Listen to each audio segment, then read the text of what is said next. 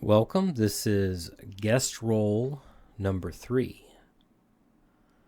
We are flying here on my channel, flying into the future. It's like that should be my tagline to my channel, flying into the future with black and white analog photography. This roll came to me from Pat.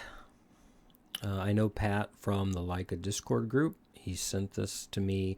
I think it was postmarked from New York City, but I think he is from Ottawa, Ontario, Canada, which I used to live in Canada. So, but this is my first roll from up north. Okay, a couple of announcements. One is I got a new mouse today. Can you hear it?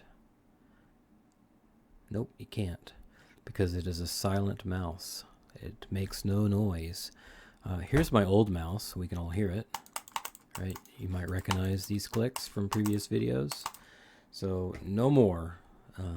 That was annoying me. It was annoying some viewers. So the second announcement is that I put another poll up on YouTube. These are getting fun for me.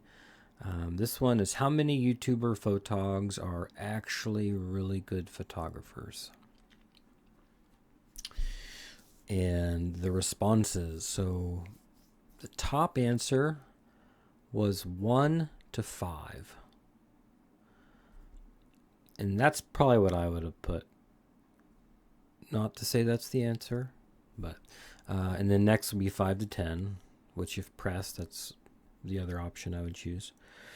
And then 20 plus actually got 13% of the vote. So maybe there's just a lot more out there and I just haven't found them yet.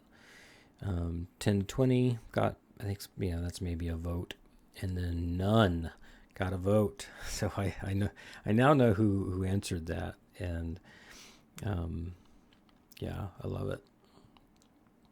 You know, I'm sort of up against this, like, you know, I think we all know that YouTube is like a good place to go to read gear reviews, maybe to help you with buying decisions. You know, maybe you're interested in something you don't have and you're just kind of looking for some examples or, right, commentary. Right, YouTube's really good at that. Or maybe there's something you're just wanting to learn how to do, right? And we don't often go to YouTube to see actually good photography. And it's sort of trying to, right, something I'm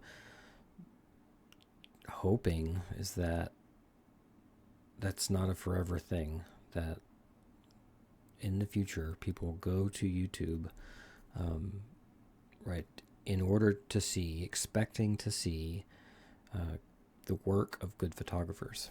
So, but that's about where we are now. It'll be interesting when I post this in 20 years, what the answers are then. All right, back to Pat's roll. Okay, so, right, this is only my third episode, right? The idea is somebody just sends me one roll, right? This, I mean, almost a stranger, right? Someone I just barely know, and they're trusting me to develop it. And, you know, as much as you scan it, and I'm going to send them the scans, and I'm going to send them their negatives, but I'm also going to edit them and give some feedback.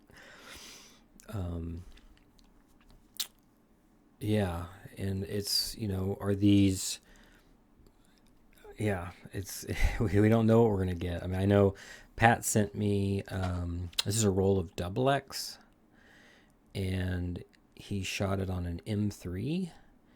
I didn't know the camera at first, but I was curious because, you know, having looked at some photos, you know, it's, I could tell that he didn't have an in-camera meter, that he was either using an external meter or just, you know, going on his own. And so I asked, and so he's using an M3, and these mostly appear to be taken on the same day, mostly in good sunlight. So I think he said that he was using Sunny 16. And the lens here, I think he told me, and I believe it by looking at the photos, that it's the Heliar 50 millimeter for an M mount, that 3.5, which is a lens I've owned, and I do recommend it, and I loved it. Um, right, and it has its some quirkiness and some, some of its strengths aren't maybe what everybody wants in 150, but it's a absolutely a great lens. And I'll just, my last plug for it is that at like 5.6 and f8 and f11, it is the sharpest lens that I've ever shot against. And I sort of run into an ability where I can't test. Right, I only have a 24 megapixel SL2S, but when I compare it to like the 50 Apo Leica, right, it seems sharper to me. Now, whatever, let's move on. Okay, so right, double X does not come. You don't buy a roll of double X from Kodak, right? You have to. It has to be bulk rolled. And so he bought reflux. Reflux is something I have sometimes. Reflex Lab, right? It's I think they're out of China, and the price is very good. And I've bought it in the past because I wanted to see, hey, this is an affordable place to buy it. But my experience was that my first 2, 3, 4, 5 more frames had light piping. Like the cassette was garbage and the felt was not that great. And I've also heard that from labs that report that they have problems with Reflex Labs bulk loaded film. And that's what Pat got. So he lost. I didn't even scan the first frame. I don't think it was an intentional shot. I'm not sure if this one is. I think it is. But the light piping got probably 4 or 5 frames deep, and sort of sucks. That's you hope that when you're buying a bulk loaded roll that you don't have to go through. You can shoot before the first like 5 frames. So that's unfortunately what's happening here. And even this is now the 4th frame. Right, you can see down the middle, there's still some light piping. Now, he also, I would say a lot of his shots, to most people's sensibilities, are overexposed. And what that's going to do here with double X is these densest parts up in the sky, the grain is going to get pretty big. And it's also going to lose some fine detail. And but I didn't want to, as you can see here, I could kind of make them, right, I could wash them out if I wanted to, like a digital photo. But I actually really like the way that right, these classic black and white emulsions, right, when they get really dense in the skies. I actually like it when they show this graininess, right, in the way that both the negative and then also, often in the darkroom, the way you print onto paper, right, you have these things that have a way of keeping in your highlights from burning out, and here you get this like large grain. You don't have to have this, right? If he had exposed down, right, and put the sky into a less density, then right, he wouldn't have this big grain up here. But I actually worked it into several of his photos because I am a fan of it. Okay. This one, I did like this little, and also like a lot of his pictures here, like the sky was pretty interesting that day, and so I don't want to just wash it out, right? I think some of what he was seeing, like even this building, right? I think he was also seeing this cloud, and so I think that's an important. Like I've tried my best here, to not just blow the sky out, and to use the information in the negative. Okay, this is the first shot that I thought where things start to get really interesting. So I like this tall black I mean, I want to call it one thing, but it's actually kind of becomes two at the top, right? And it's centered, which is sort of a little unique here. And then you can see into this really beautiful greenhouse, and there's some plants going on in here, which sort of like, what are they like? What are these plants doing in there? I mean, they are growing out the top. Also, I mean, it has a right. The tonality on the highlights has a nice glow to it. Sort of this little plant at the front door is pretty cool. There's good detail, right, and very nice sharpness, right. You're seeing right all the way out to the edge. Right, this is very sharp. And you can see though on this one that I did, and this is kind of a theme with a lot of his pictures, is I sort of took some liberties and cropped in quite a bit. Somewhere in here, I mean, I could maybe recrop that, but that this bench here on the left corner, right, that front left corner, I sort of was like, do I include part of it or none of it, or and I think I ended up sort of siding with none, but you can kind of see here, maybe something like that, whatever. I'm not sure where the exact crop is there. I do think that he's shooting with the same lens, right? It's just 50 on all the shots, and something that came up for me in editing these is that I almost think that he would. I think he would love a 75 millimeter lens, right? Something in the 70, 75, 80, maybe even a 90.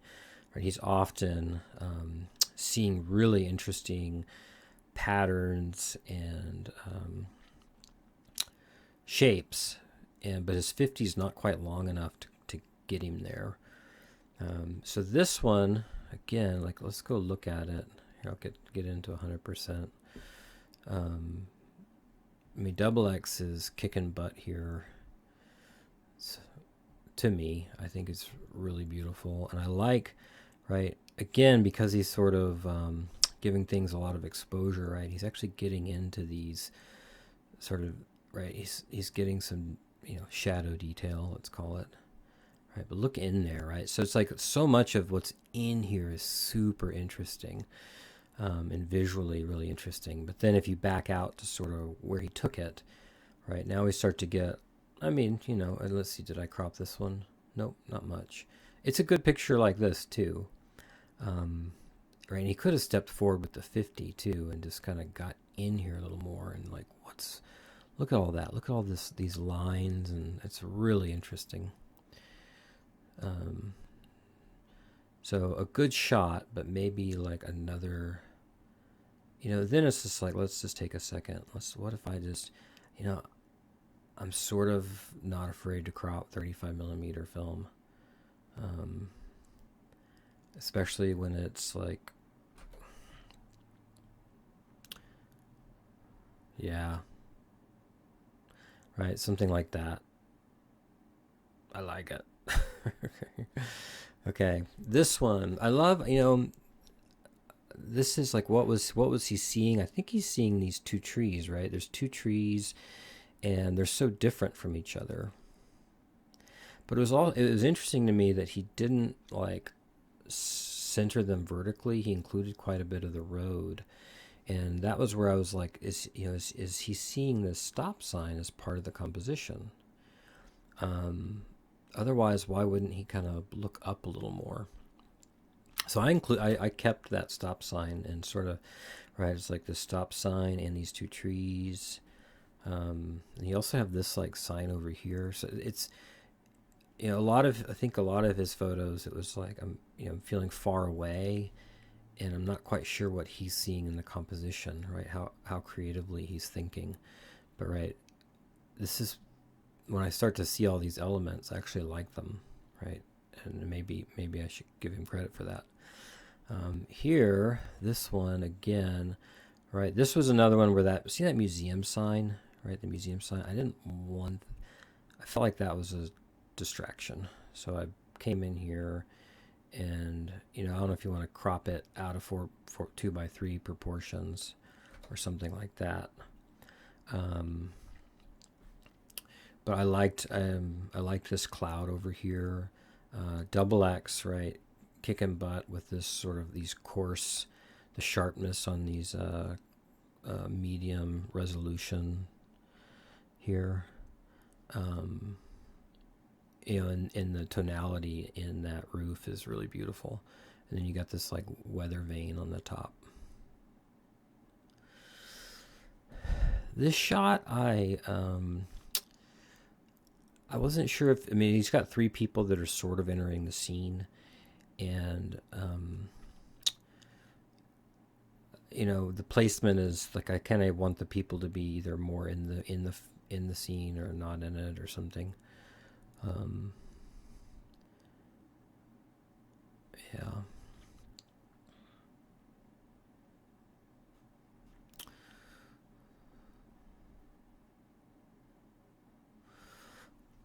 The tricky thing with shooting like lots of plants with black and white film is we often, right, there's lots of color and there's flowers and there's lots of shades of green, and it's so hard to sort of think how, like, okay, how's my film gonna see this, and then so often the tones sort of don't really separate. It's like we see a lot of, because, right, the colors are all sort of the same tone. This one, I think, again, I sort of cropped in. Let's see if I can pull back out. Right, that it's like that bench over there, right? I mean, maybe. Or I think, a lot of like traditional cropping is sort of, you don't put fragments of things on edges. But I think the more you get into, photography, the more you enjoy sort of how these little things make your photo pretty different. So I actually like that I opened that up and went more with his probably what he had imagined. The way I edited this, I try to make that tree pop a little bit. Okay, here I like, these trees and all these branches, and sort of this branch that came down here. Right, I see that that's visually interesting, but sort of the whole thing, I'm not quite sure what the composition is, what he had in mind.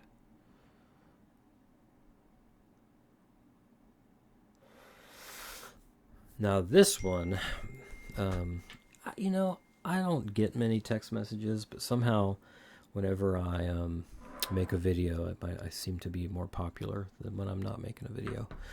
Okay.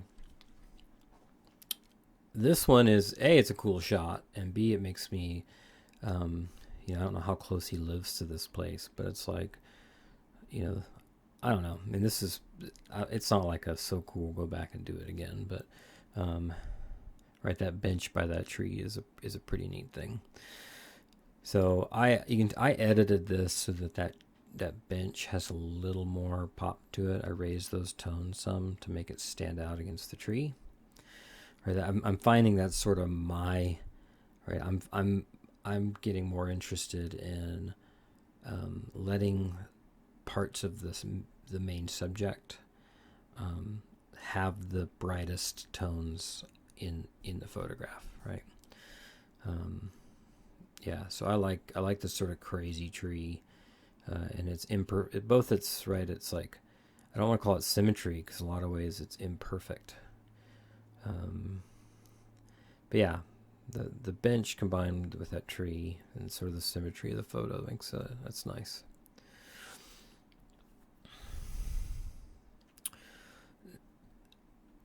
Now this one, right, at first I was, it's I wasn't sure kind of what he was seeing, right? It's like, what's the subject? Is it just the whole scene again? I think there is a fair amount of his photos where, right, he's sort of seeing an entire scene. Right, I think he sees the clouds and he sees the trees, and he's right. They're sort of big compositions.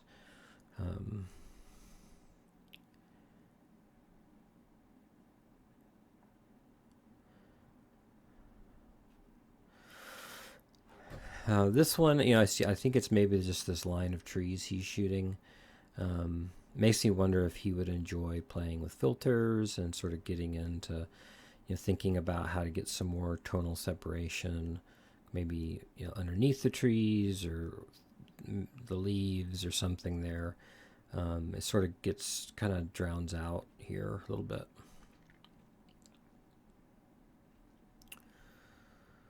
Now this one, right? I think it was just the like the road coming around and sort of. So I kind of crushed a lot of the shadow detail here. I'll open it up back. I'll open it up for you. Um, right? It's like, yeah, it's like that. I kind of wanted it. Right? I kind of want this to be more about the road, right? The road and the sky. I don't know. Um, Now this one is this one here is sort of a hit for me. I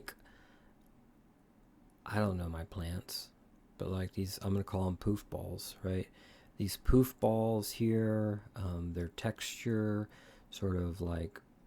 Right, I'm gonna get in here a little bit. I'll go to 100%, and right, that is pretty. And then you know, again, he gave it a little extra exposure, so there is some like tones in the shadows. It's sharp all the way across the whole image. Um, and he did a nice job of not just putting the poof balls like right in the middle. So, right, you know, I think he likes that this lens is sharp all the way across the frame, right, and he's shooting right in the whole frame here.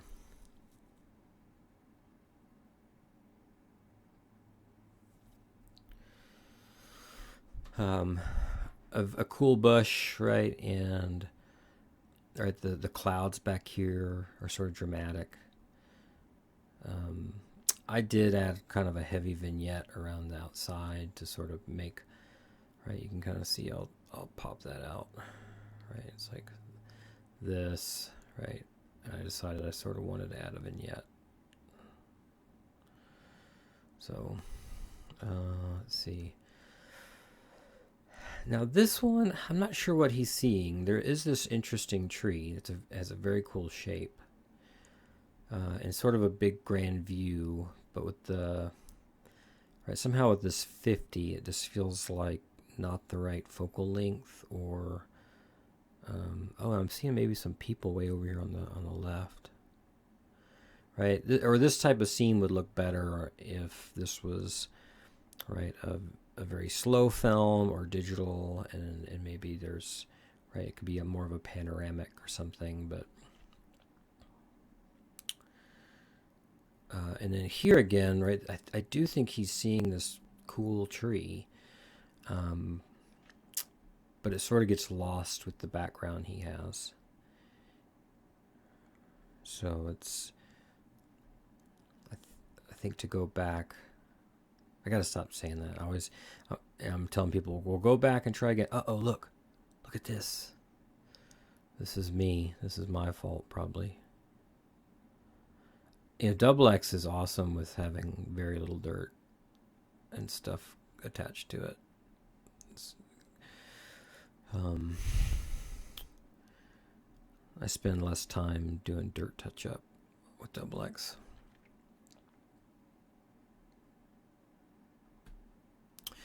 Now, this one is another one that stands out to me, right? I like this line that comes across, this kind of road path. I like these little bushes here. He gave it enough exposure, so we're kind of getting into the shadow a little bit. They're interesting shapes. We got this little hill here. All the trees here, right? There's enough, right? The light was good, and it gives the trees a lot of depth and texture and different tones through it. And then yeah, you've got a little bit of, you know, the buildings popping in the background. The sky looks nice, right? The developer here is Xtol 1-to-1, and for the most part, I think it's awesome. There are I'm curious, maybe in a couple places where the sky got really dense, if maybe I would prefer stock Xtol stock just to soften the grain a little bit more. But overall, I think the 1-to-1 developer was really good, and he told me box speed, so I did just a box speed treatment. But he gave so many of these enough exposure where I think if I'd done just a little bit less, I don't know, it would have. Oh, look at me! I'm finding little. I don't know if those are cat hairs, Dan Mars hairs. Okay. Here, I mean, it's a nice like wall around the edge, and I mean, to go to 100%, right? Like I love double X here, right? Sort of the tones and the way these the sharpness is forming on those edges is really nice. But I don't, there's some like people back here in the cars, and so I'm just not sure what the scene is of. It kind of makes me wish that he had maybe gotten in here a little more and just kind of used the line and the brick and the right, just sort of right instead of me cropping in, is like for him to do that with his lens and his camera. Okay, this one I struggled with this one a little bit, and I'm not sure what he sees. If it's again the whole scene, or if he's like after this tree in the middle. Yeah.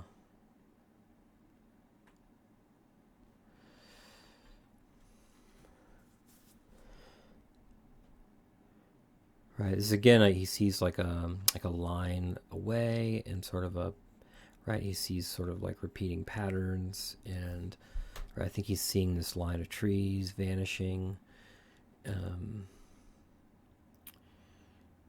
And it's a nice photo, but again, I sort of wish that I sort of think that he'd enjoy this more with a little more of a telephoto lens.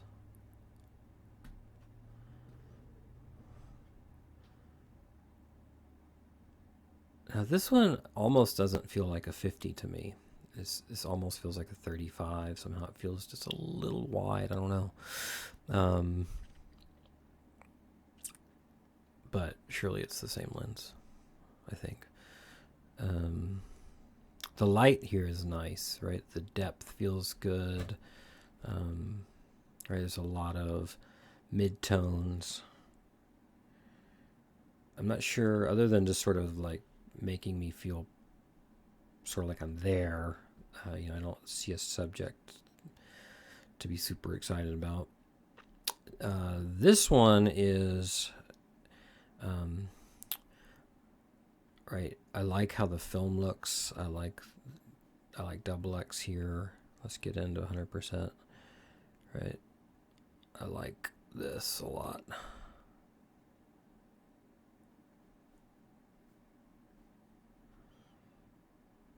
Right, look at that. Right, this the densest part, the sky. Right, do you like that green? Right, if you wanted it to be a little bit softer, right, you could do stock Xtol or D76.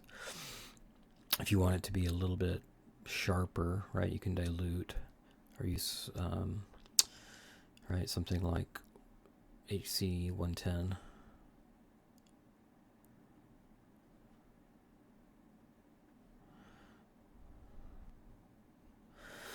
And I sort of like the whole scene, right?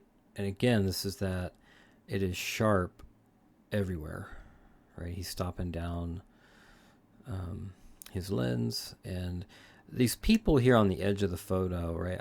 They add something. They help complete the scene, but they also feel awfully far over there. But still, I'm glad they're in the image, right? It even sort of balances with this sign over here on the far left.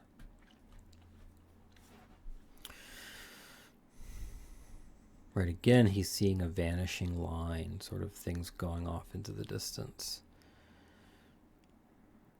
but he's including, right, it is interesting how much he's sort of, I think I mean, he's got to be doing it on purpose because it's so many of his photos are like this, right? But like this, these little compositional elements in the corners and edges.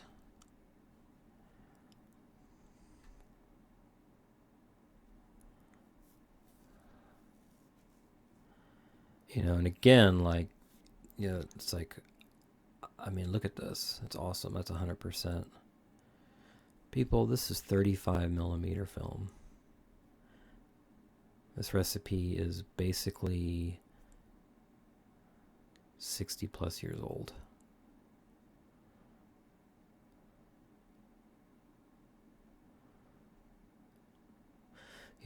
I would get in here and either with a longer lens or a crop and get in there. Now, it's nice to see, just to kind of balance out, a lot of what he shot is sort of like things that are far away, and he's stopping the lens down, or if it's just far enough away where even at 3.5 everything's sharp. Here, right, this looks to be maybe a 3.5, and he's close enough where we're getting that out of focus in the background. I'm just now seeing this person on a bike. I wish that could have come in to the image a little bit stronger. He found some interesting signs with like a little bit of sort of playful like stickers or writing, and right, there's something about the background that's like, it's nice and it's out of focus, and it's like, it's a nice lens and it's beautiful, but like, right, the out of the background's not, contribution's not super strong.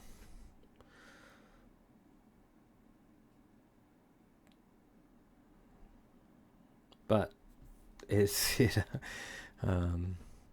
more of like, wow, this is a cool lens, right? 3.5 50. That's pretty beautiful. Okay, here.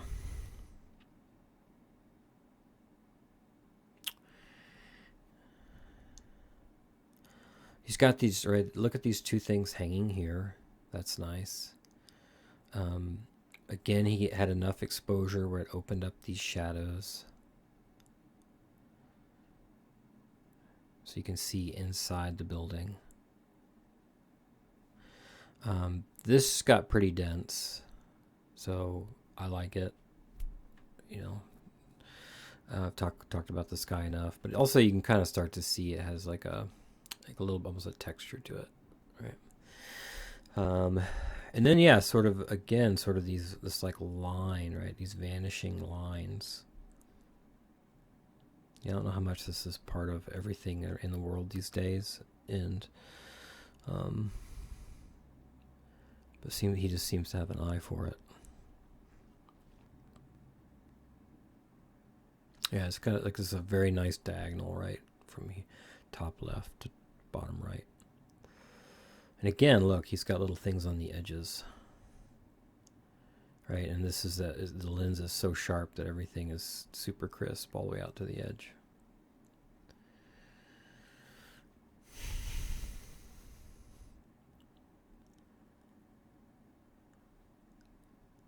Yeah, I like this one.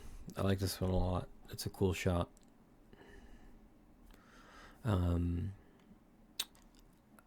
And I think he could have, right? It's like, what kind of light would make this even better? I don't know.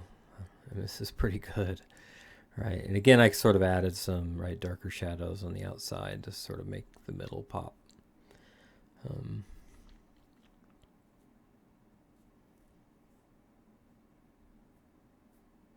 Yeah, it's very centered, but it works. It works.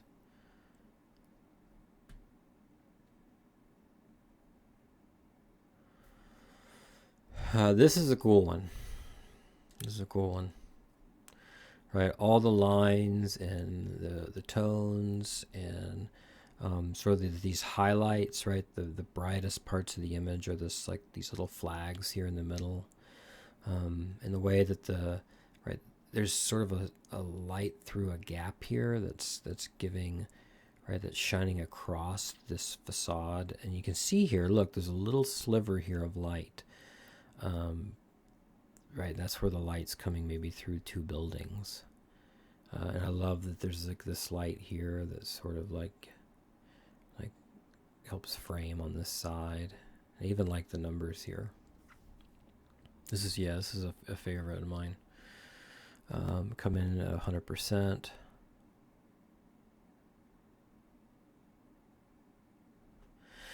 Yeah, again, like he likes how sharp this lens is, and he likes double X, right?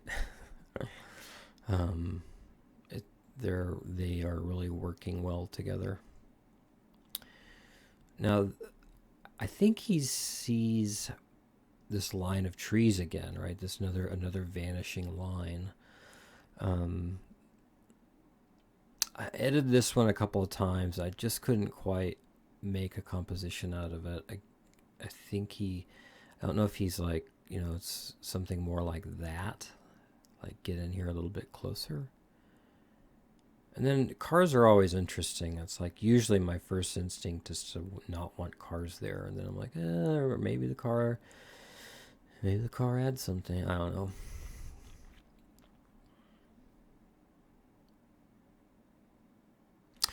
Now this one I think he sees, right? I think it's the road, it's these lines, it's the excuse me. It's these white lines.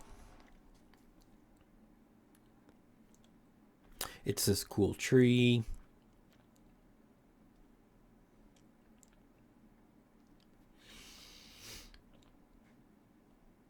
Now I like that this one, right, it's just the silhouette of the trees.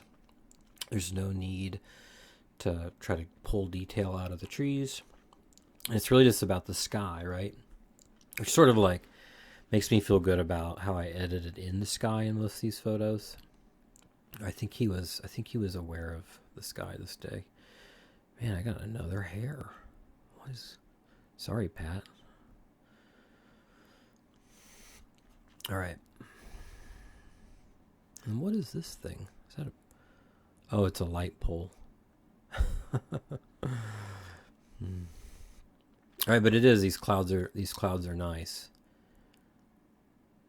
And again, think about how different this would be if this was a digital image. The sky would look so different.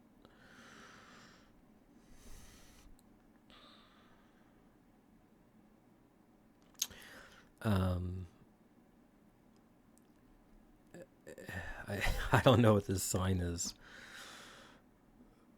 It's like bend over and play Pac-Man, or I don't know.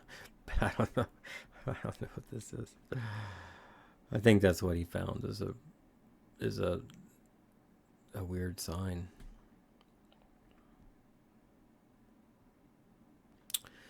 The Elmdale Lawn Bowling Club.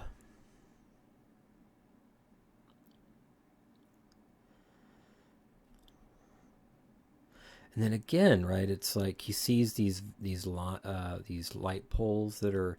Sorry, he sees that pattern and he's using it as a nice diagonal. He's got this sign here, right?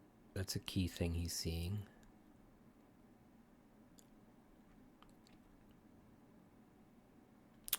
And then he included this stuff around the edges, right? This trash can, right? And he stopped down. Everything is sharp. Right, there's a part of me that was like, get in here and get a little closer, and right, something like that. I don't know.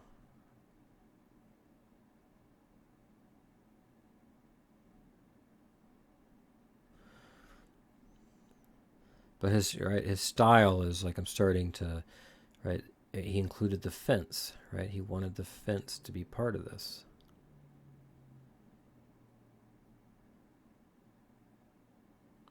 So then it's like, do all these things start to feel balanced to me, or does it feel too busy, or I don't know. I'm glad I'm looking at these on a big screen. and not my phone.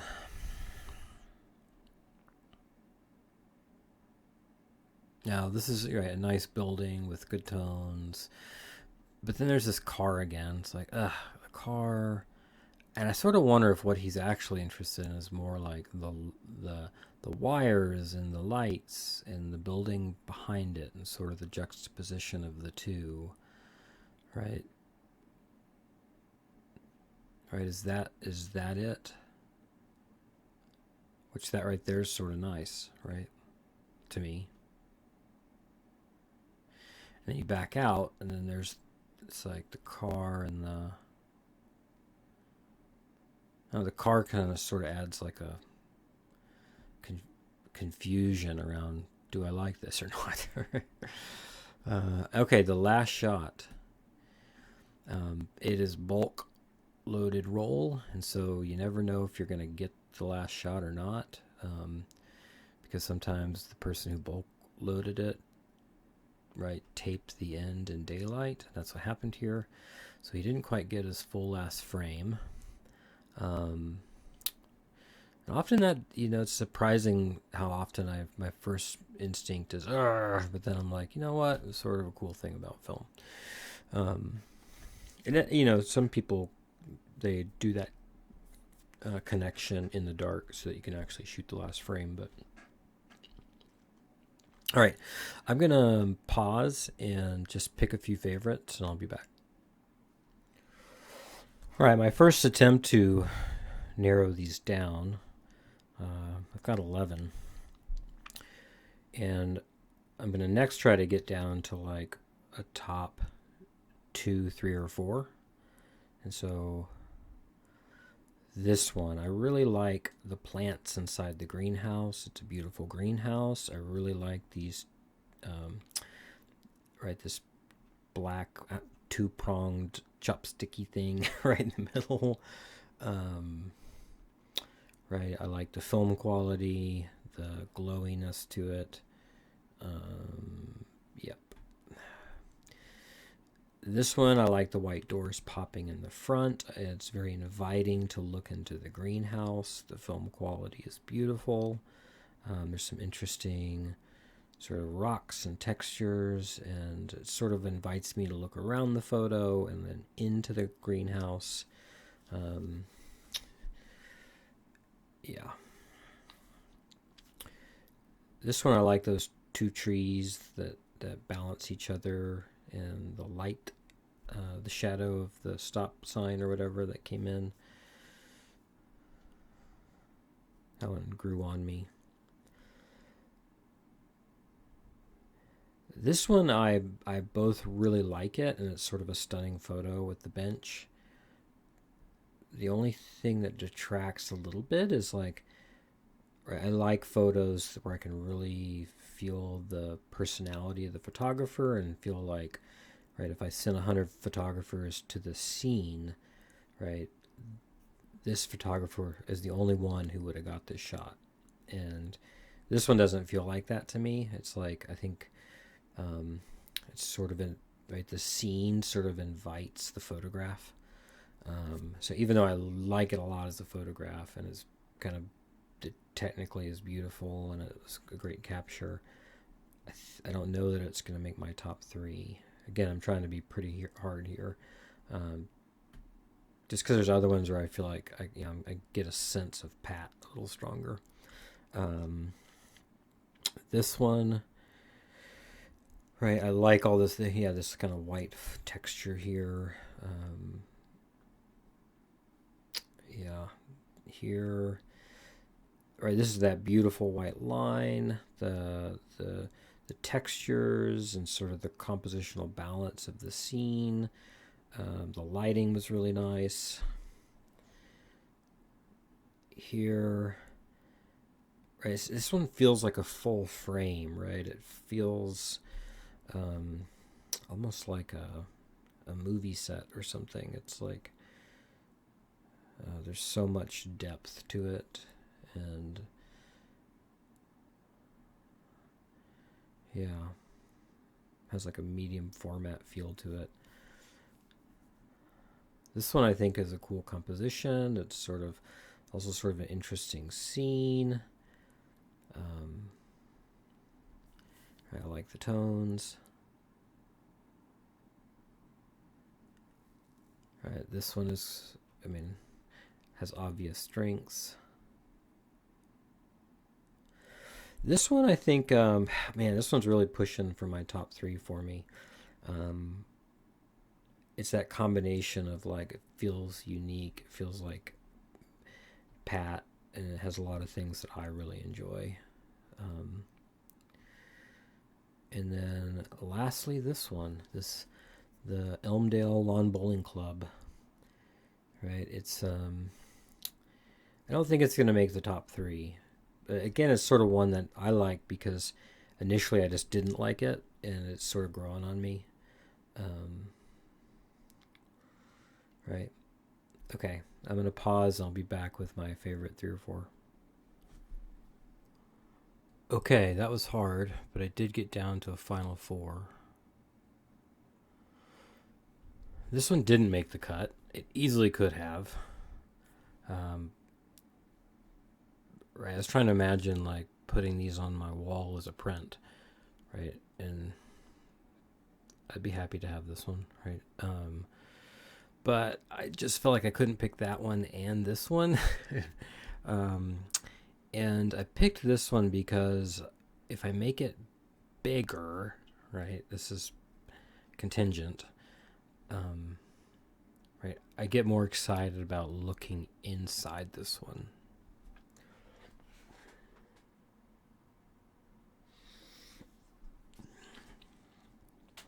But either of those, um, this one actually made my top four, and it's sort of crazy. But I sort of like these two trees next to each other, how different they look. I like how this one has no limbs at the bottom and sort of has this crazy top. That's all black and right, sort of this unusual composition and this like shadow that popped in. Right, it's sort of um, feels like a very clever find.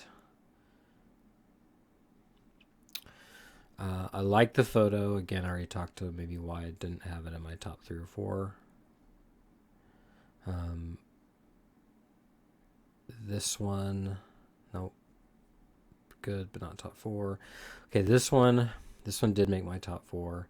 I think this the light hit just right, and this the textures right, and the film, everything's working together really well to just all look very visually interesting. And I like how this leading line brings you to these two interesting trees in the front.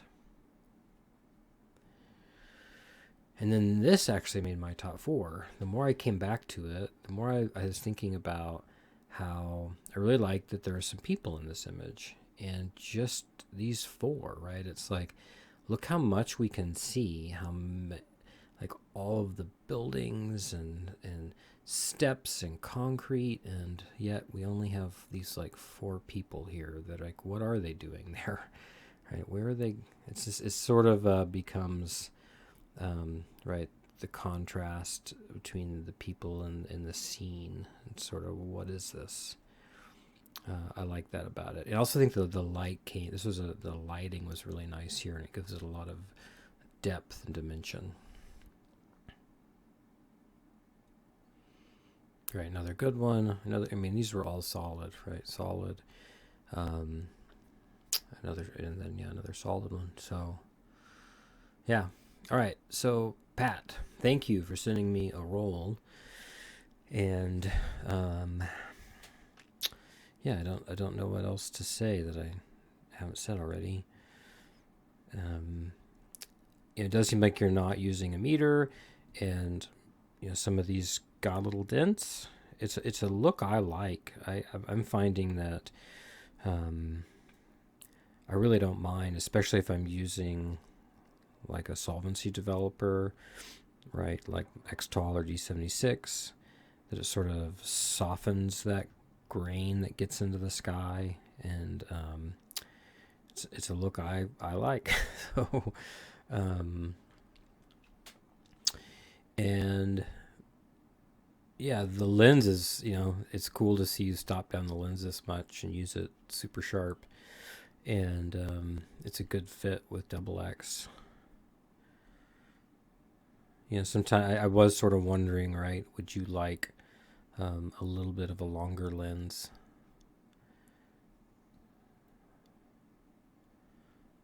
But yeah, okay. If you are not Pat, and please leave a comment if you have thoughts about his photos or just want to say thank you. But yeah, the guest role number 4 is on its way to me.